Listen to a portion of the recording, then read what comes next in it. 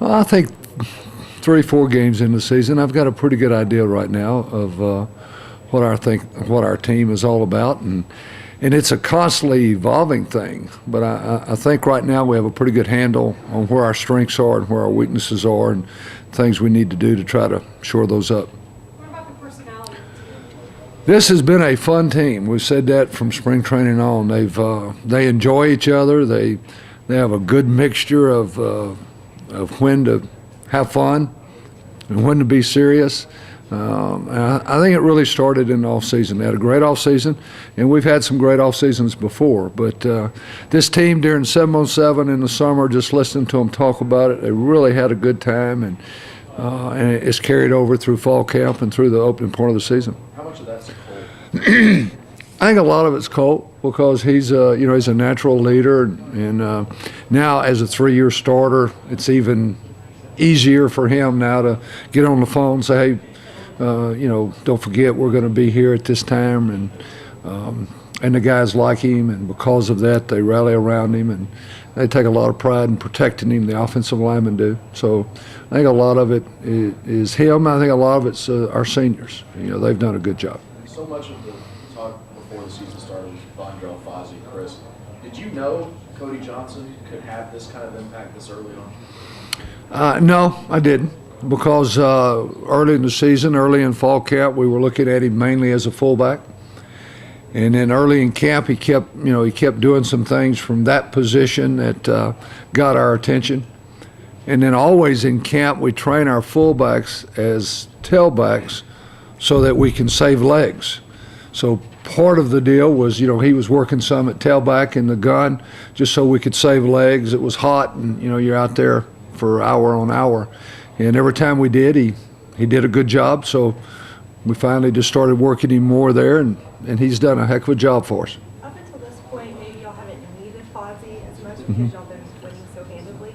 Now going into Colorado and OU, is there more of an urgency to get him back as quickly as you can? Well, yes, there is, but there was an urgency last week too. I mean, the trainers and Fozzie are doing everything they can, and so I don't think anything changes from that standpoint, what they've been trying to do to get him back.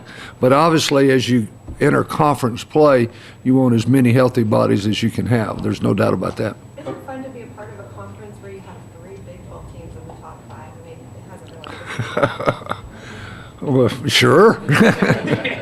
Yeah, it's a great league, and it's a league that I think is.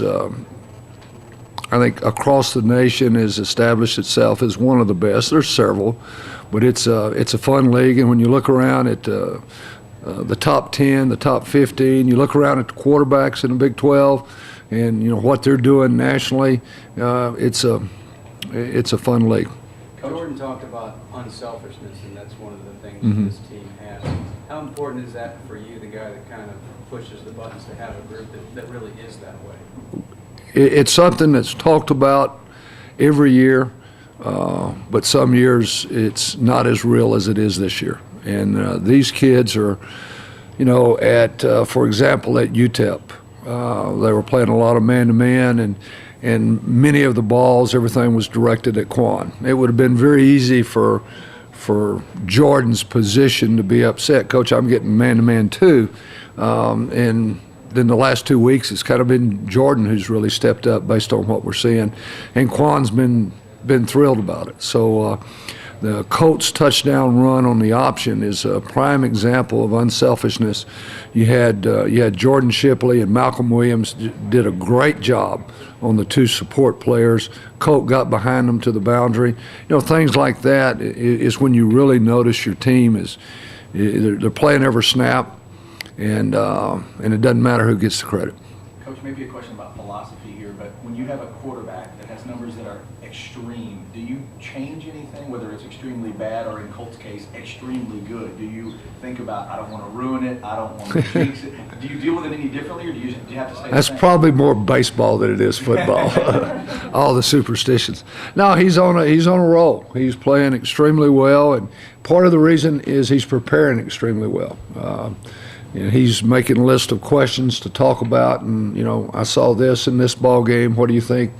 and then he's taking it to the practice field on Tuesday and Wednesday. And I think Thursday, I don't think he had a ball hit the ground. As we went through preparation, for the ball game, I don't think he had a ball hit the ground on Thursday. And so we just want to keep him going. The thing that he's doing so well right now is he's not trying to force the action.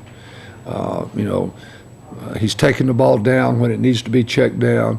If he misses an initial read, the other day there was a 6-yard completion to Vondrell, and he was really frustrated with himself on Sunday because he saw one thing, they spun the coverage late. Typically he would have hit Quan Cosby like he did a little bit later in the ball game. This particular play, he checked the ball down. Where last year, the same scenario, he would have saw the spin late and then worked late to a sideline route, and you don't ever want to be late to a sideline route. And so he's just saying, okay, let's check the ball down. And it just comes with maturity and a number of snaps and feeling good about what we're doing. You mentioned that the touchdown run that you had on the play. Is that something you saw in Arkansas that you could expose where, the quick snap coming off that, or is that something you sense as you're going through a game that, hey, there's a Well, it's something we work on every week. Sometimes it doesn't come up in a ball game.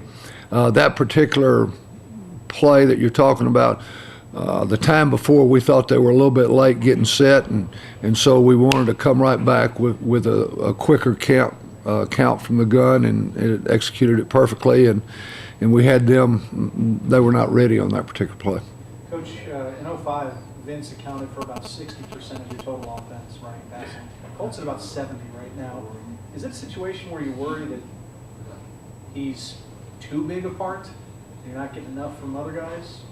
Well, you always want more from other guys. The biggest thing we want to be smart with is the number of carries. And I think he had 8 carries in the ball game. 2 of those were quarterback sneaks.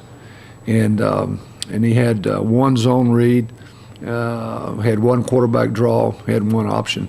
The other carries were, there was a couple of sprint outs where they rolled the coverage and he kept it for 2 or 3 yards. And so if we can keep it in that area, we feel like we'll be able to keep him healthy. But we don't want to take away from his ability to run, because beginning about mid-season last year through these 4 games, we have seen that he can make a lot of plays with his feet. And it's really hard on defenses when your quarterback can make plays with their feet, because everything they do in the passing world is covering down the receivers and making sure all that's handled. And in many cases, the quarterback is left unaccountable. I would imagine if you have an open passing lane or an open running lane, you're going to take it. I mean, if you see 5 yards in front of you.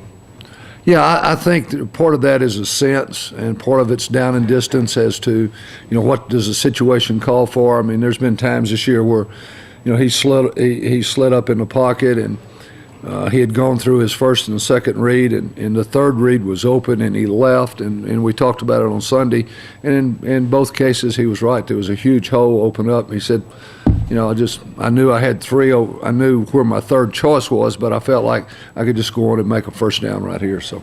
Have you always held your breath anytime your quarterbacks take off running? For 36 years. But you know what? Over that time, I've probably had more quarterbacks hurt in the pocket than running the ball, because in the pocket you're totally exposed. In many cases, you're not anticipating the lick. You get blindsided or whatever. And so you're concerned about it, and it's something obviously we don't want to happen, but it is football, and they're going to run together out there. Can you teach guys